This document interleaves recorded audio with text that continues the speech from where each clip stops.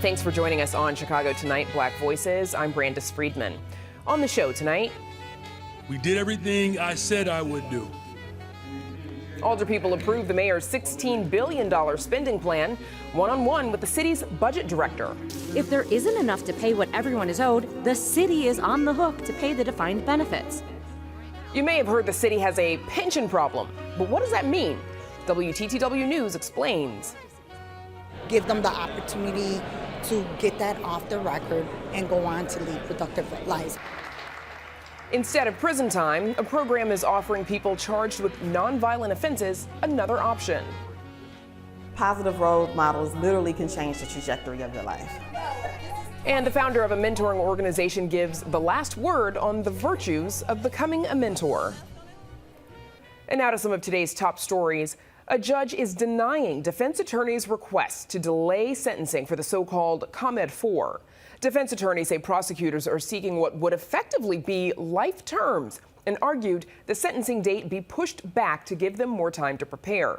The four, who are all in their 60s or 70s, were convicted of working to bribe former Illinois House Speaker Michael Madigan. They face up to 5 years in prison on conspiracy convictions, up to 10 years on each bribery conviction, and up to 20 years on each record falsification conviction. Madigan's own racketeering trial is scheduled to begin in April. WTTW News has identified a third former police officer hired by Chicago Public Schools as a security guard, despite being on the city's do not hire list. Alejandro De Luna, a security guard at Richard Yates Elementary School in Logan Square, was suspended without pay in March, and an investigation by the district is ongoing. WTTW News previously reported that 2 CPS security guards suspended by the district were hired despite being placed on the city's do not hire list after they were fired from their positions as Chicago police officers. You can read more on this story on our website. If you felt the ground shaking this morning, it may not have been your imagination. According to the U.S. Geological Survey, a 3.6 magnitude earthquake hit north central Illinois today, shortly before 5 a.m. The epicenter of the quake was the town of Standard, Illinois, about 100 miles southwest of Chicago. There were no reports of any damage or injuries. 16 men incarcerated in Stateville Correctional Center made history today. And so when I got the invitation to come here and to address you, wild horses couldn't have stopped me.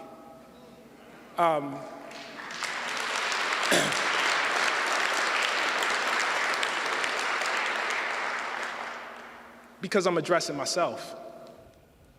Noted author and journalist Ta-Nehisi Coates gave the commencement address to the first cohort of students to graduate from Northwestern University while incarcerated, and the first incarcerated men to receive bachelor's degrees from a top 10 school. The university started the Northwestern Prison Education Program back in 2018, partnering with Oakton College for the students to earn associate's degrees first. And we'll have more on this story next week. After almost a 3-year process, 40 Acres Fresh Market is celebrating the groundbreaking of its first brick-and-mortar grocery store on Chicago's West Side. Founder Liz Abuno is hoping it will be a beacon of change in the Austin community where there are few fresh food options. We know we still have a long way to go, but I think it's important to celebrate the victories along the way. And considering the fact that we bought this building in 2020 and construction's now getting started 3 years later, I'd say that's a milestone, that's a victory, and it's time to kind of take a step back and celebrate how far we've come. 40 Acres has been operating as a citywide delivery service and pop-up produce market. Up next, the city's budget director on the newly approved spending plan, right after this. Chicago Tonight, Black Voices, is made possible in part by Fifth Third Bank and by the support of these donors.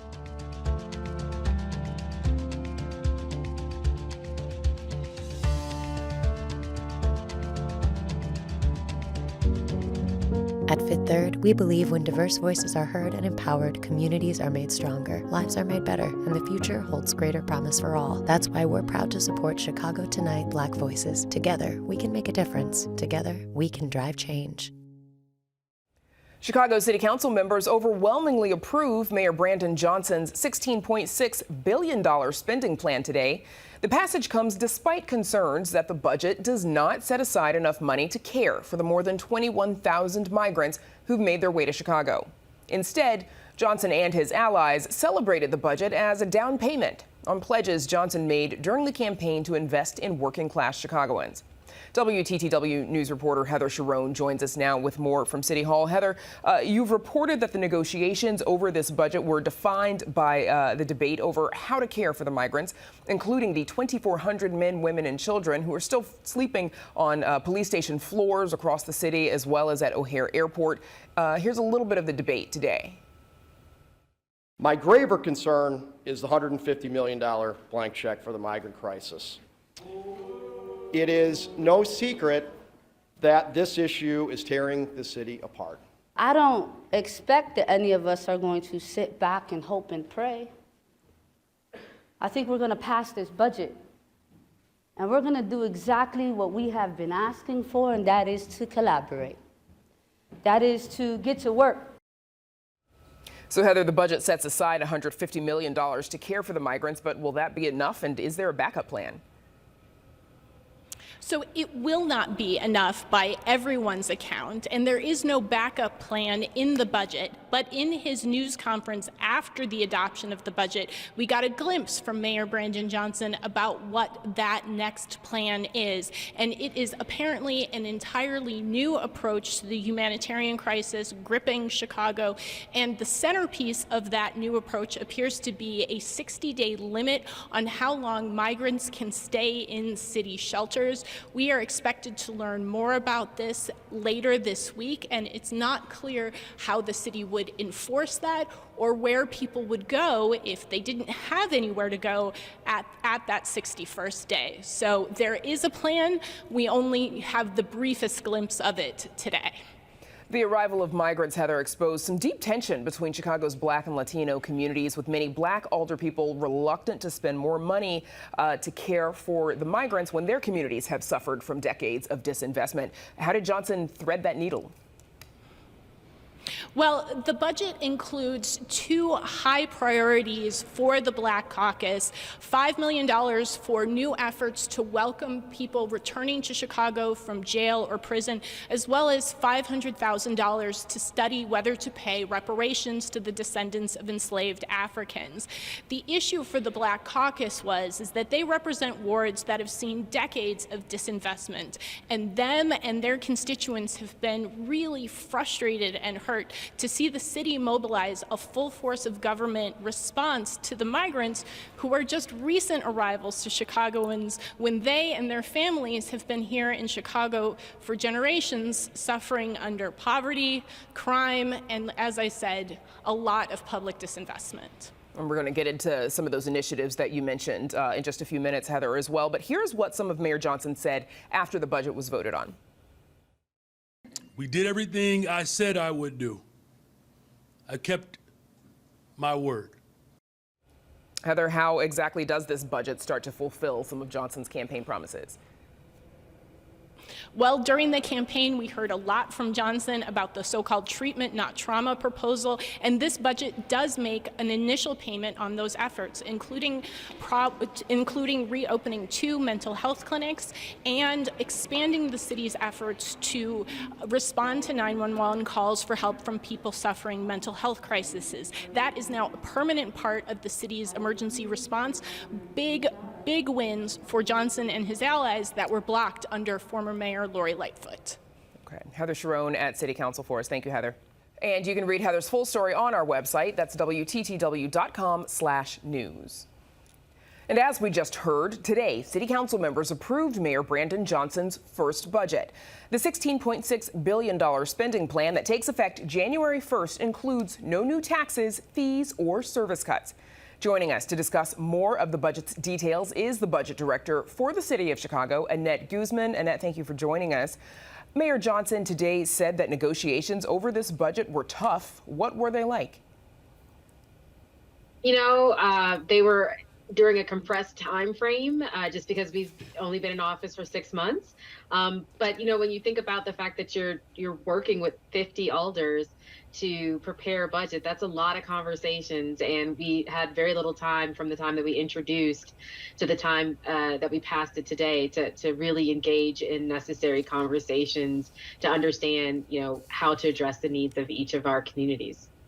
So the budget establishes two new initiatives, a Department of Reentry and a subcommittee that would study whether the city should pay reparations to descendants of enslaved African Americans. Let's start with the Department of Reentry first. How is this different from the position of First Deputy of Reentry that Mayor Lori Lightfoot put in place last year?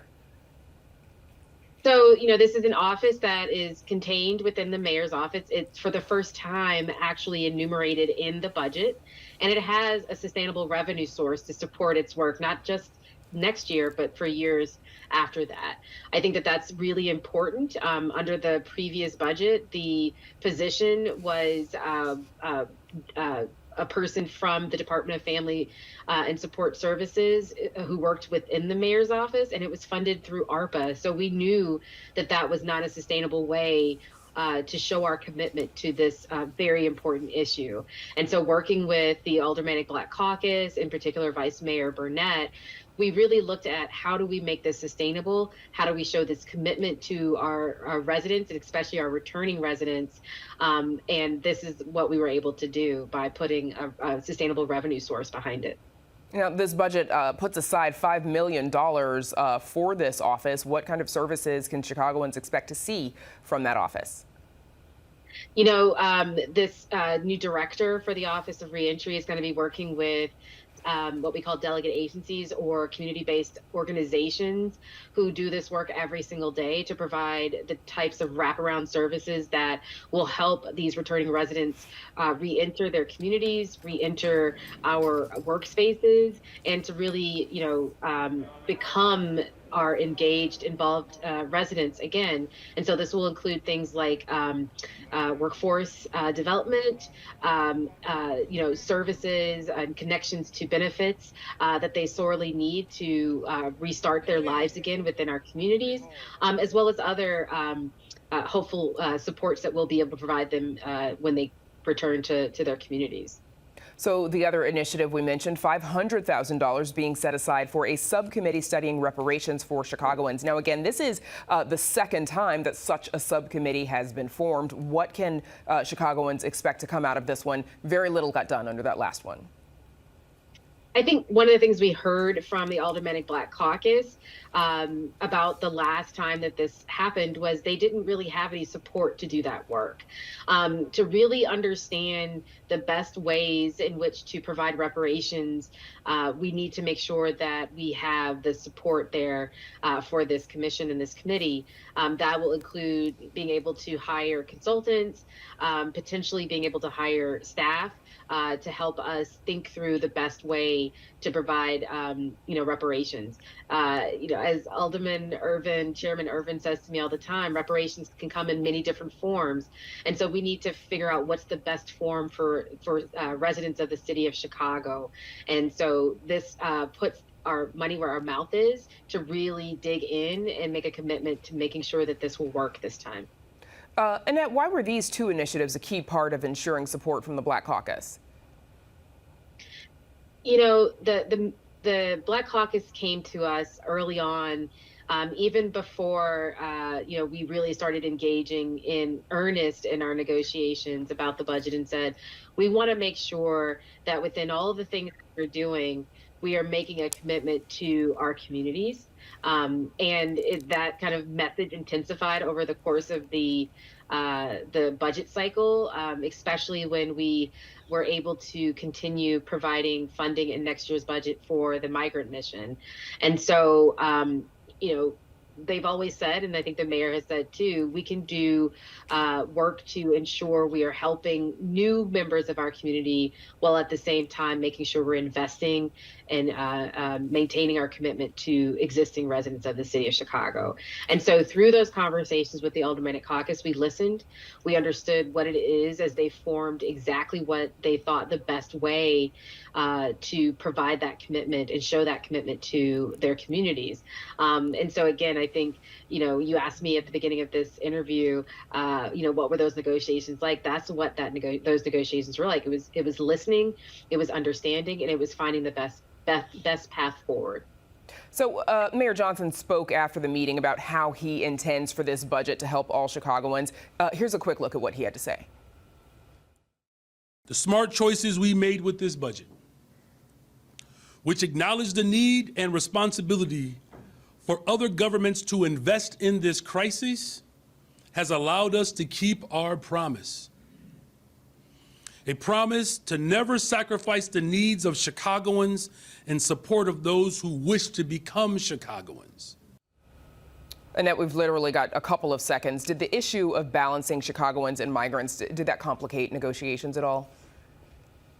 I don't think so. I had several conversations with alders, in particular Alderman Burnett, where he said, I've never said that we can't help those who are coming here. I just want to make sure that we're also doing right by those who already live here. And so it was, how do we make sure that we're doing sufficient services to both groups, not sacrificing the needs of those who live here for those who are just coming here to begin with. So I don't think it complicated. I think it amplified the conversation, and we were able to do both. Okay, more to come, I'm sure. Budget Director Annette Guzman, thank you for joining us. Thank you. Up next, WTTW News explains Chicago's pension problem. Stay with us.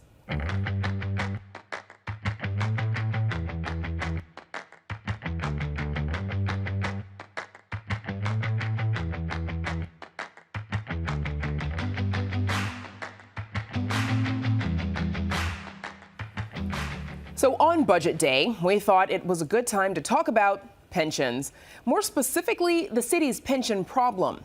You may have heard that phrase, but do you understand what it means? What is the problem? How much does the city owe? And how did we get into this mess in the first place? In the latest edition of our Emmy Award-winning series, WTTW News Explains, Amanda Vinicky takes a look.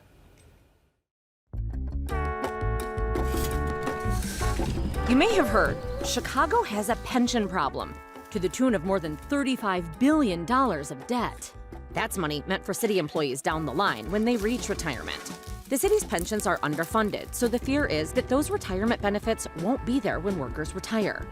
Pensions affect nearly everyone, even if you're not a public employee. Taxpayers have already been footing the bill to alleviate the pension debt. See, cities are rated on their fiscal stability, and credit ratings agencies frown on pension underfunding. If they cut the city's rating, it becomes more difficult and expensive for Chicago to borrow money. That extra cost either gets put on residents, often through higher taxes, or means less money for other city programs like schools, public safety, or filling potholes. How did it get to this point? First, you need to know how pensions work.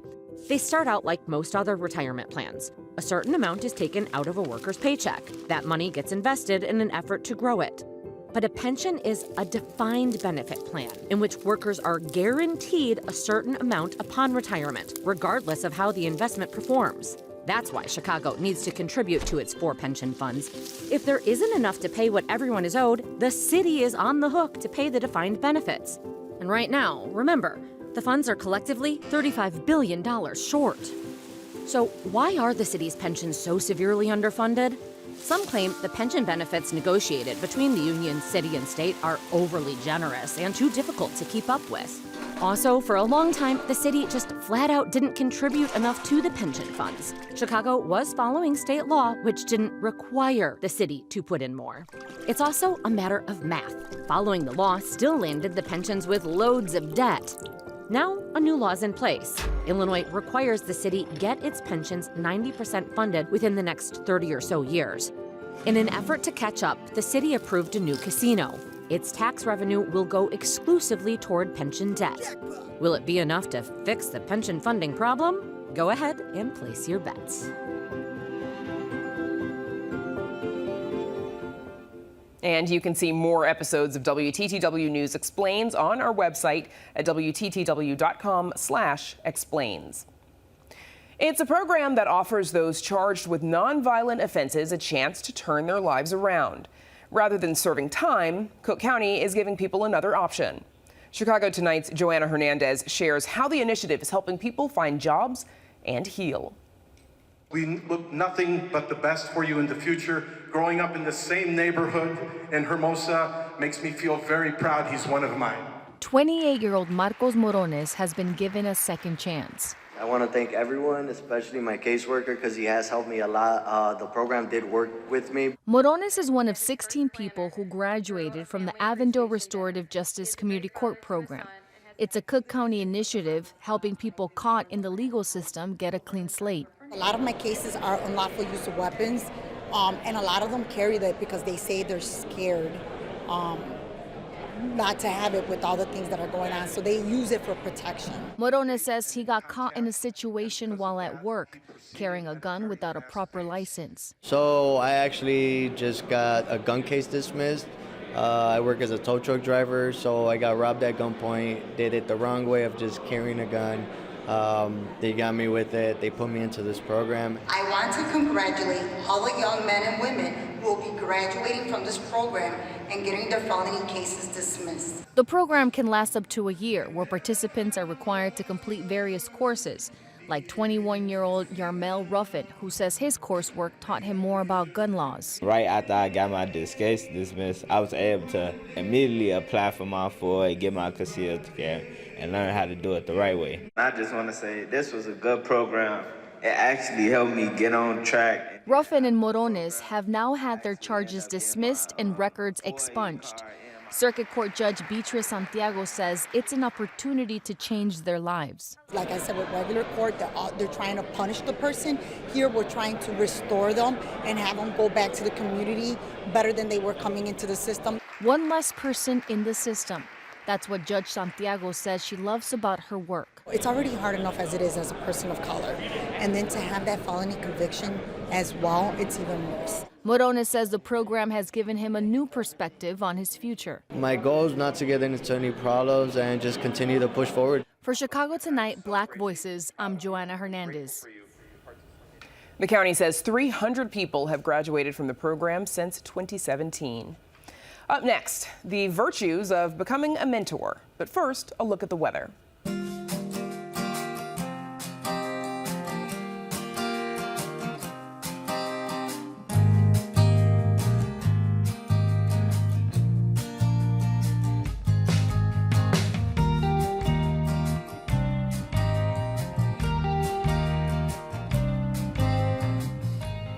Jamila Tremuel says as a young black girl growing up in Chicago, her parents were always her biggest cheerleaders. It wasn't until she saw some of her peers struggle with self-confidence as teenagers that she realized not everyone got the same encouragement at home. So she did something about it. She became a mentor. Here, she gives the last word on why she says black girls need more role models and why you should give it a try.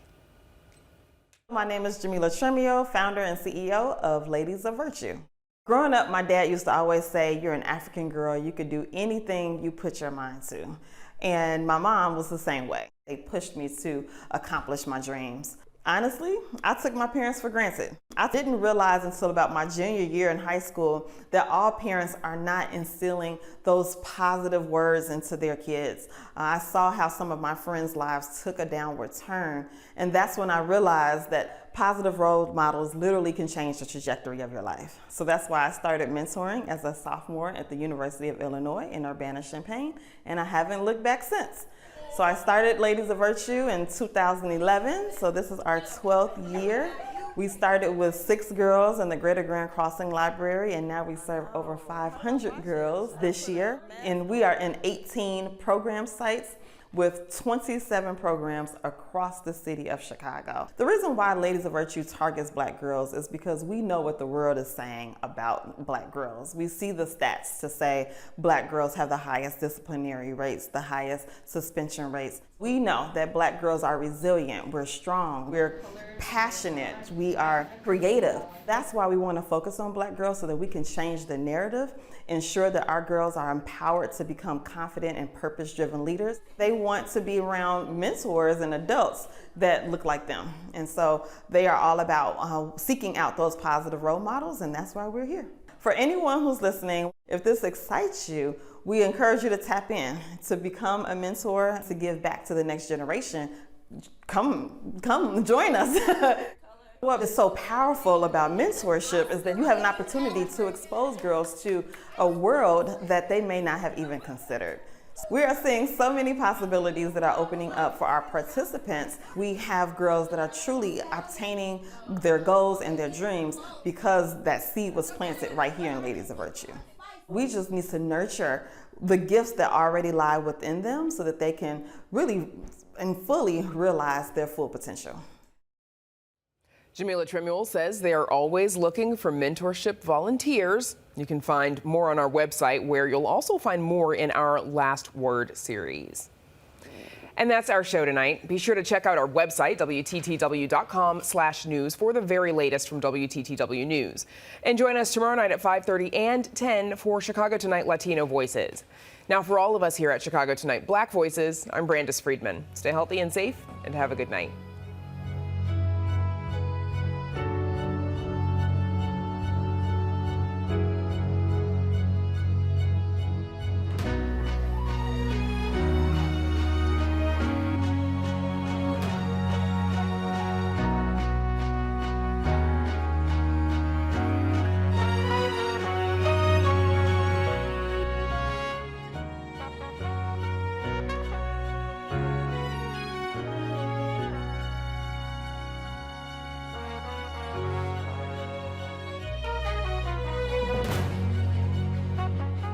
Closed captioning is made possible by Robert A. Clifford and Clifford Law Offices, a Chicago personal injury and wrongful death firm that is proud to give back to its community in Chicago and beyond.